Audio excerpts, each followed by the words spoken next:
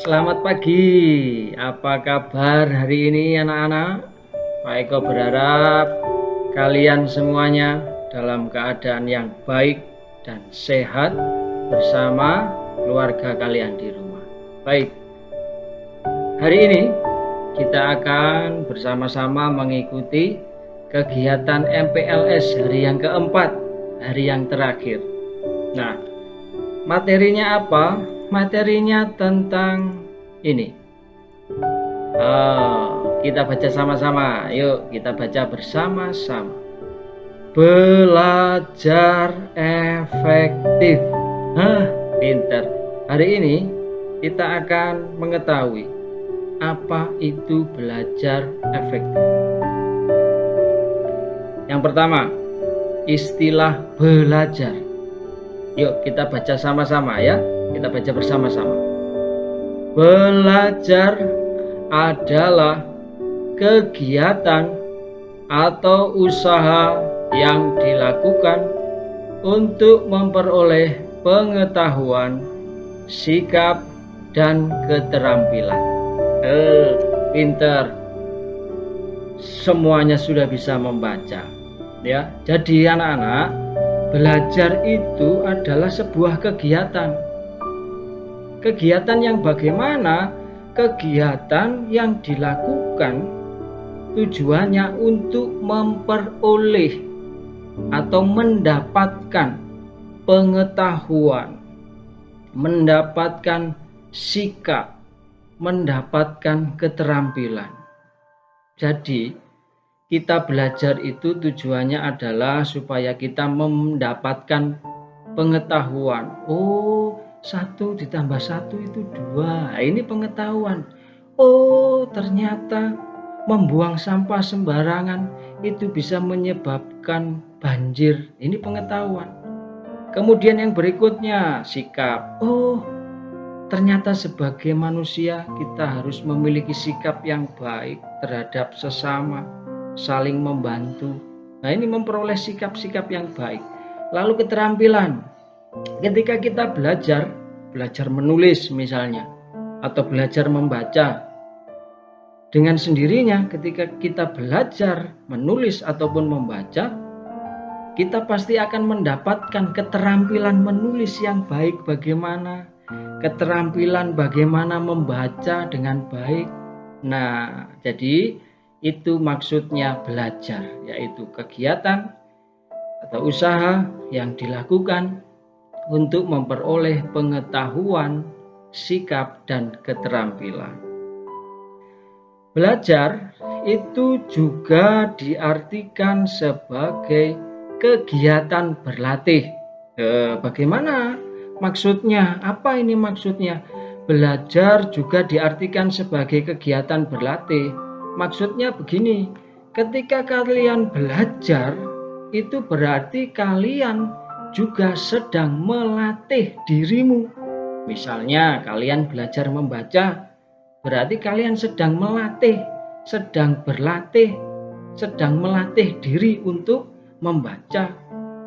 Atau ketika kalian belajar menghitung atau belajar menulis, berarti kalian sedang berlatih menulis ataupun berlatih berhitung. Nah, yang berikutnya, efektif. Kita baca sama-sama yuk. Efektif adalah suatu hasil yang memiliki pengaruh positif atau baik. Nah, ini artinya apa? Artinya hasil yang dapat mempengaruhi kita menjadi lebih baik, menjadi lebih sopan, menjadi mengerti akan sesuatu, itu berarti kita belajarnya sudah efektif. Ketika belum mampu mempengaruhi pengetahuan kita menjadi lebih baik atau mempengaruhi sikap kita menjadi lebih baik, berarti belajarnya masih belum efektif, hasilnya belum efektif. Jadi belajar efektif itu adalah kegiatan atau usaha untuk memperoleh pengetahuan, sikap, dan keterampilan yang dapat menghasilkan pengaruh positif atau baik. Nah, jadi kesimpulannya, belajar efektif itu apa? Kegiatan usaha untuk mendapatkan pengetahuan, untuk mendapatkan sikap, untuk mendapatkan keterampilan untuk melakukan sesuatu itu yang dapat menghasilkan pengaruh positif atau pengaruh baik. Jadi kita harus belajar dengan efektif, belajar dengan baik sehingga kita mendapatkan pengetahuan yang baik, pengetahuan yang benar. Kita juga dapat melakukan sikap-sikap yang baik.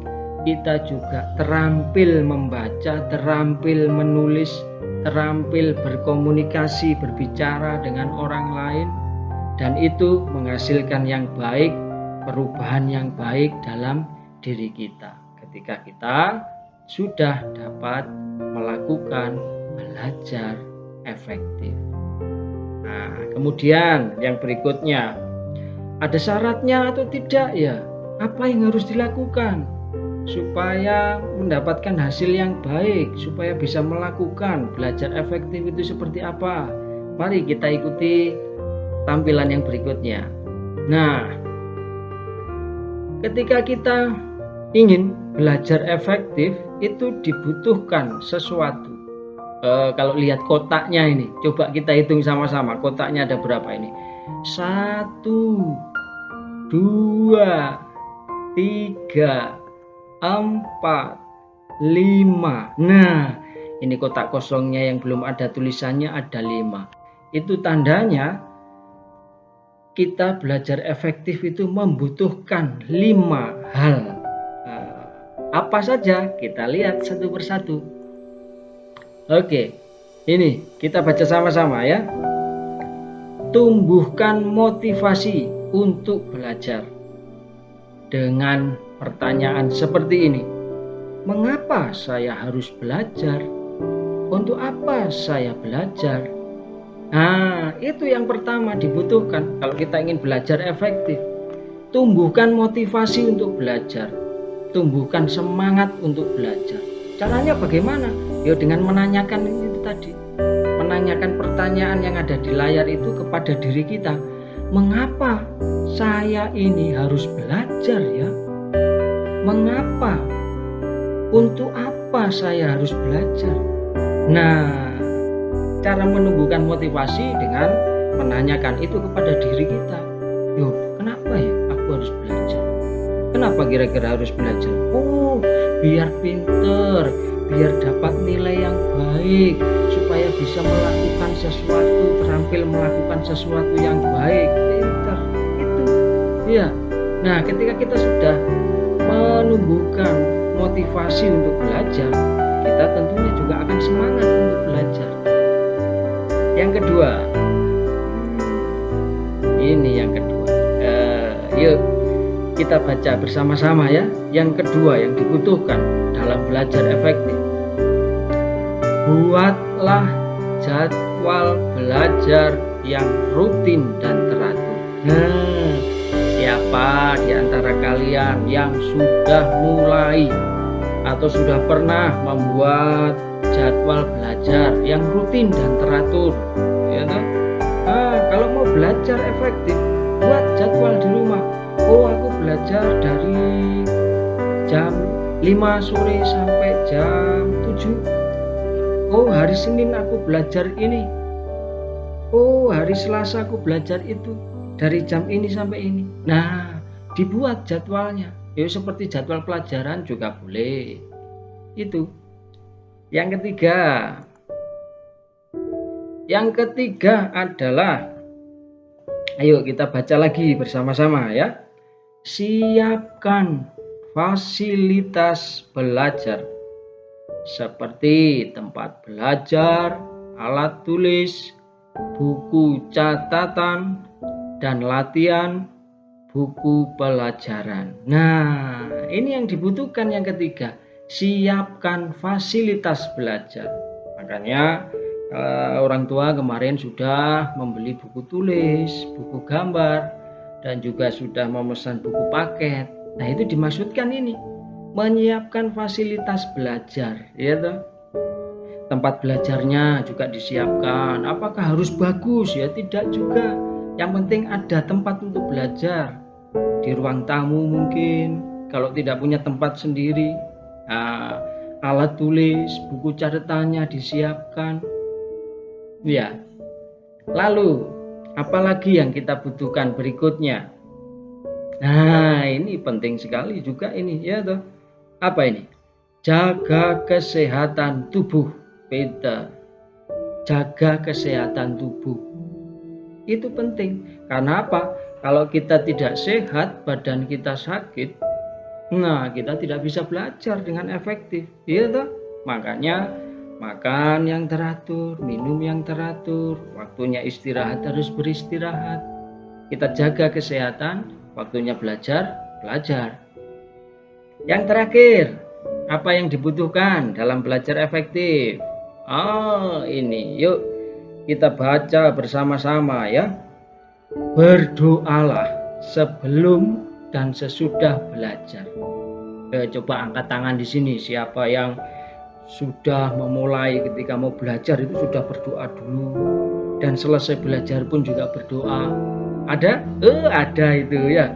Pinter. Jadi sebelum kita belajar, kita awali dengan doa. Kita mohon berkat dan tuntunan Tuhan supaya kita dapat belajar dengan baik dan melatih apa yang sedang kita pelajari itu, sehingga nanti hasilnya juga hasil yang baik. Dan jangan lupa di akhir pembelajaran, ketika kita selesai belajar, kita juga berdoa, kita mengucap syukur karena Tuhan telah memberi kesempatan untuk belajar untuk kebaikan diri kita. Oke, jadi itu tadi materi tentang belajar efektif.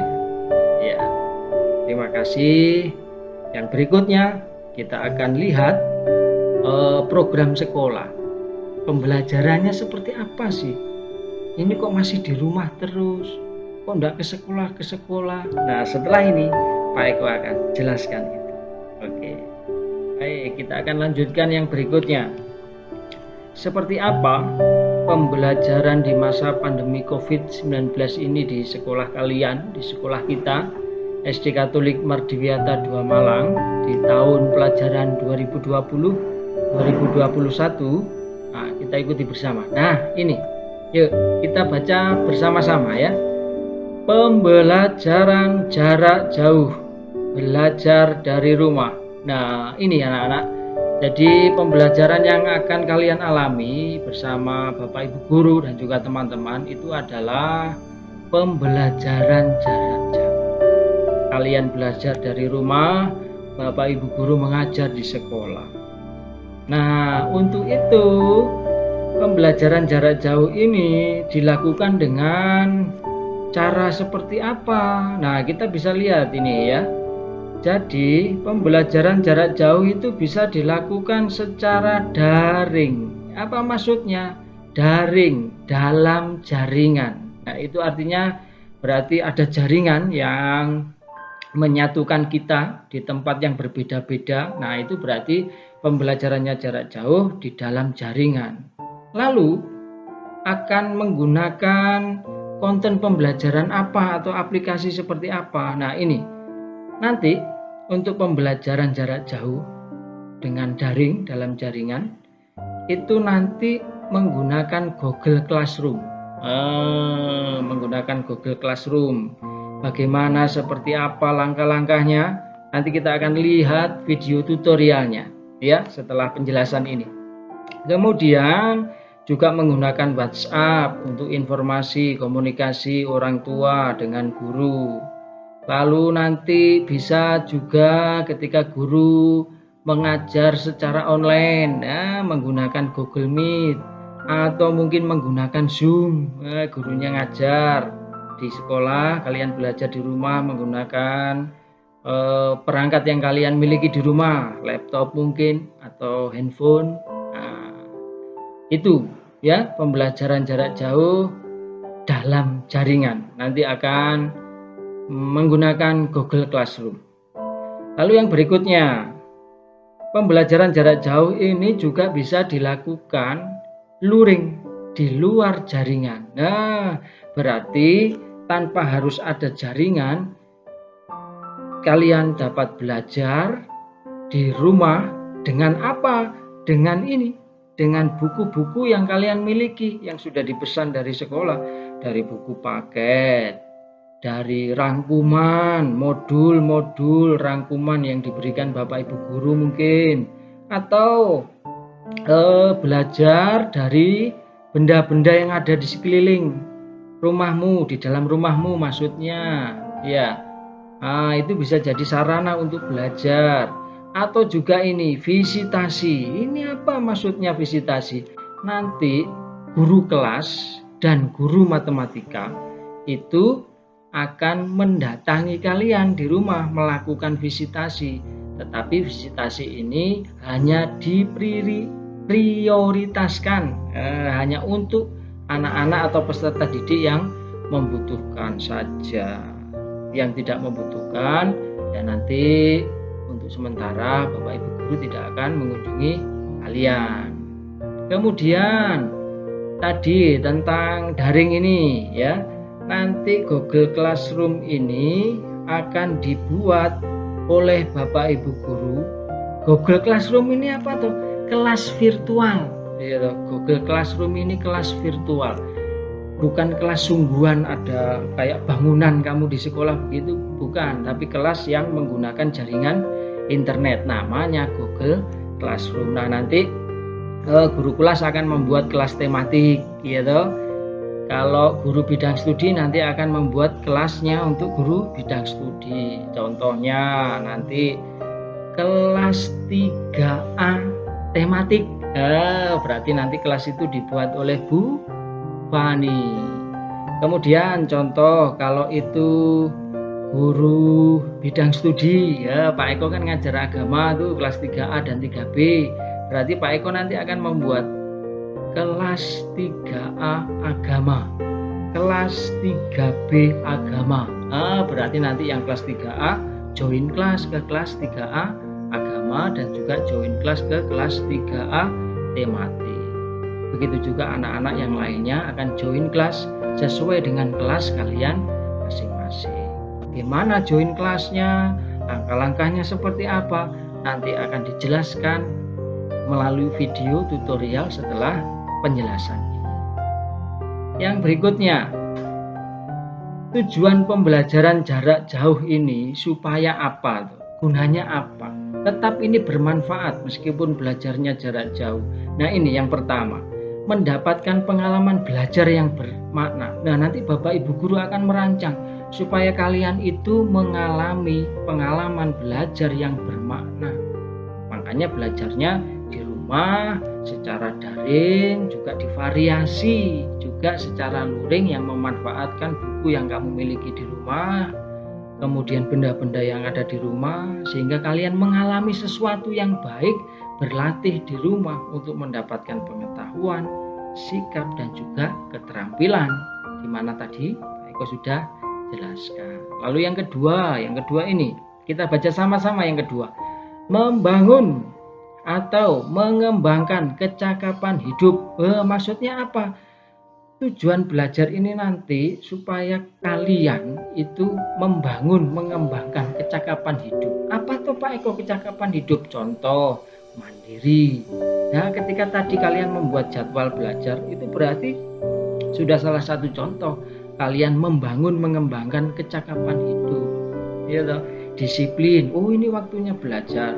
Yuk belajar. Oh, ini waktunya istirahat. Yuk istirahat. Nah, itu berarti membangun, mengembangkan kecakapan hidup. Yang berikutnya, mendapatkan variasi aktivitas dan tugas pembelajaran, belajar dari rumah. Nah, nanti Bapak Ibu guru akan memberikan variasi aktivitas dan tugas-tugas pembelajaran. Kadang melalui daring, ya toh. Kalau melalui daring berarti ya menggunakan laptop atau menggunakan handphone dengan ada jaringan internet. Kalian membaca materi di situ, kalian kerjakan tugasnya di situ, kalian ngirimnya juga menggunakan alat-alat itu. Nah, atau divariasi luring, ya toh. Oh, kalian nulis di buku tulis atau menggambar di buku gambar, dan di saat tertentu orang tua akan mengumpulkan tugas itu di sekolah atau mengumpulkan tugas kalian itu ke sekolah. Itu yang luring, ya toh. Yang berikutnya, yang keempat, mendapatkan umpan balik dari bukti atau produk aktivitas belajar di rumah. Nah, nanti guru-guru akan memberikan umpan balik. Apa ini maksudnya? Ya, setelah kalian mengerjakan tugasnya, sudah membaca materi yang ada, Bapak Ibu guru akan memberikan umpan balik yang baik. Misalnya, oh terima kasih kalian hebat ya, sudah mampu berlatih dan mengerjakan ini dengan baik. Mungkin juga umpan baliknya dalam bentuk nilai. Oh, nilainya A, bagus, sangat bagus. Atau mungkin nilainya 80 atau 85. Nah, ya, diberikan umpan balik oleh Bapak Ibu guru supaya kalian lebih semangat belajar, dan juga nanti ketika penerimaan rapot, di rapotnya bisa tertera nilai-nilai yang bagus dari usaha kalian belajar dengan sungguh-sungguh. Nah, ini terakhir. Terima kasih. Terima kasih sudah mendengarkan materi MPLS yang keempat. Setelah ini akan ada video tutorial. Cermati bersama-sama ya, supaya kalian bisa melakukan pembelajaran daring dengan baik. Karena pembelajaran daring tadi apa? Menggunakan Google Classroom, dan syaratnya adalah harus punya email, dan kalian harus membuat email sendiri tapi didampingi orang tua. Orang tua nanti akan mendampingi kalian membuat email, ya toh? Nanti lihat di tutorialnya.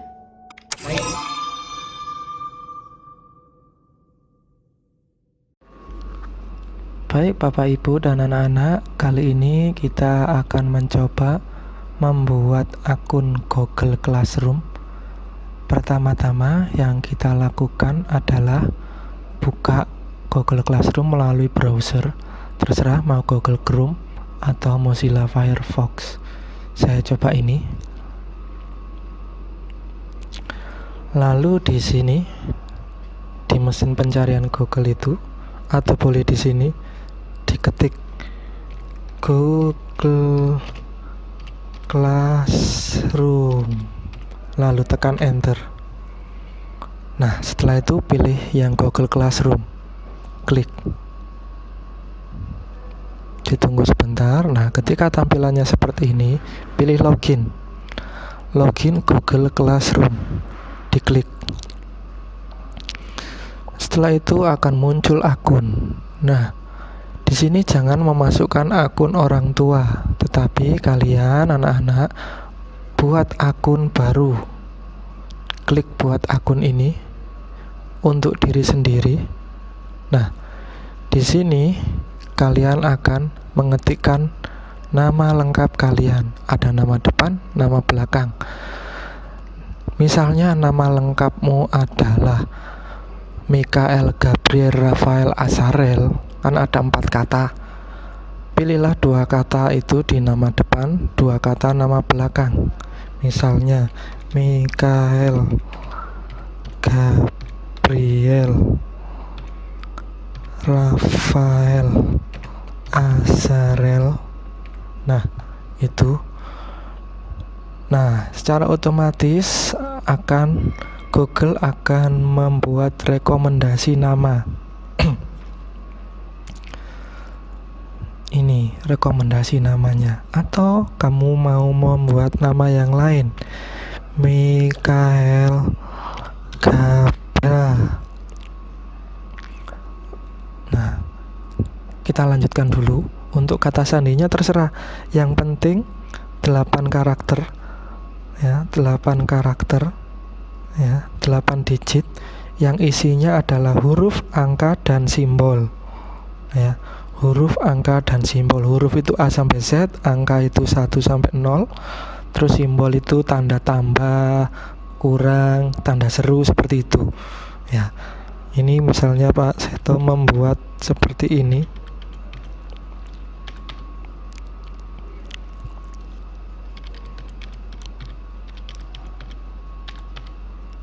Lalu ini konfirmasi yang tadi di sini.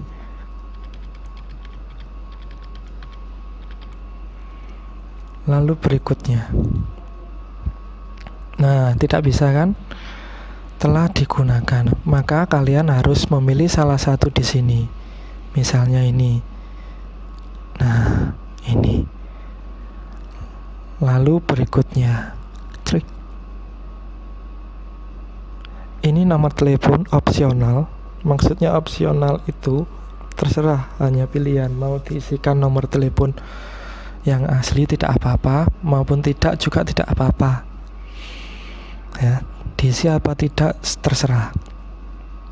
Nah, untuk tanggal lahir masukkan tanggal lahirmu. Namun untuk tahun jangan tahun sebenarnya, karena Google akan mengecek ya kamu itu usia berapa. Bukannya saya mengajari Anda untuk tidak jujur, tapi ini demi membuat akun ini. Tanggal misalnya 08 bulan Januari, tahunnya itu harus tahun di atas usia 13 tahun ke atas. Jadi misalnya sekarang 2020, kalian paling tidak membuat akun itu ya 2007, 2006 aja, 2006. Gender pria misalnya. Berikutnya. Nah, ya kan. Ketika berikutnya bla bla bla bla bla bla bla bla bla. Saya setuju. Thread.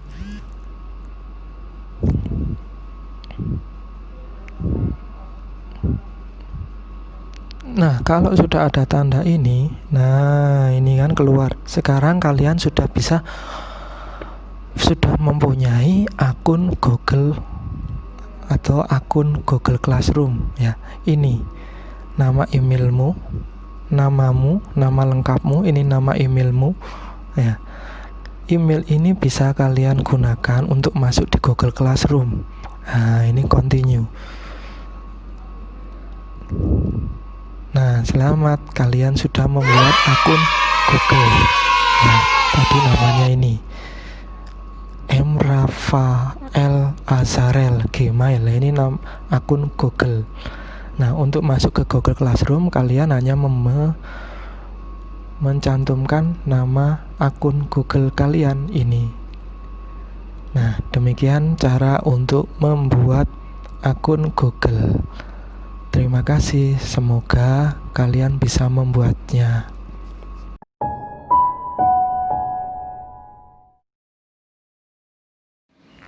Ya, setelah kita masuk, ini namanya sudah masuk Google Classroom, kita akan join kelas ya. Untuk join kelas ini buat atau gabung dengan kelas pertama Anda, atau kalian klik tanda tambah di sini.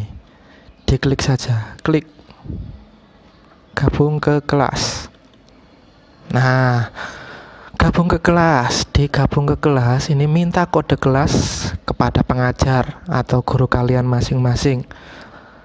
Guru kalian masing-masing akan memberikan kode kelasnya kepada kalian. Misalnya kode kelasnya itu RLD7MLC. Nah, lalu gabung. Klik gabung. Ditunggu sebentar. Nah, kelas yang ada adalah kelas 6. Tadi berarti kode kelasnya itu untuk masuk di kelas 6. Nah, bagaimana caranya untuk masuk kelas lagi? Nah, diklik kelas ini, kelas. Pilih lagi ini, klik ini. Nah, gabung ke kelas. Nah, masukkan kode kelas lagi. Misalnya, guru bidang studi bahasa Inggris akan memberikan kode kelasnya kepada kalian. Maka, dimasukkan kode kelasnya itu, lalu diklik gabung lagi. Itu caranya untuk gabung kelas. Ya. Nah, ini kelas 6. Di kelas 6 ini Ini forum, bisa gurunya akan membuatkan materi-materi ada di sini. Tugas berarti guru ketika akan membuatkan tugas akan muncul di sini. Nah, sekian bagaimana caranya gabung ke kelas masing-masing. Semoga kalian bisa bergabung di kelasnya masing-masing. Demikian, selamat belajar.